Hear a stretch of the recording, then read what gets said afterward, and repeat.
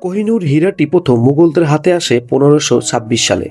পানিপথের প্রথম যুদ্ধে ইব্রাহিম লোদিকে পরাজিত করার পর গওলিয়রের রাজপরিবার এটি সম্রাট বাবরের পুত্র হুমায়ুনকে উপহার হিসেবে দেয়। বাবর তার আত্মজীবনী বাবরনামাতে এই হীরার কথা উল্লেখ করেছেন। তখন এর নাম কোহিনূর ছিল না, এটি বাবরের হীরা নামে পরিচিত ছিল।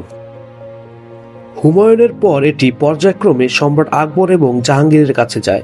সম্রাট শাহজাহান তার পিতা জাহাঙ্গীরের উত্তরাধিকারী হিসেবে এই অমূল্য হীরাটি লাভ করেন। সম্রাট শাহজাহান ছিলেন জাঁকজমকপ্রিয় এবং শিল্পানুরাগী।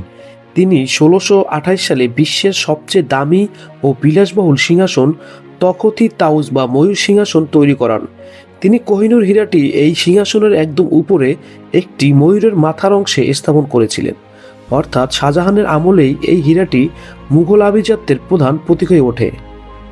তবে অধিকাংশ তথ্যানুযায়ী এটি আগে থেকেই মুঘল তোপখানায় ছিল এবং শাহজাহান এটিকে ময়ূর সিংহাসনে বসিয়ে অমর করে রাখেন।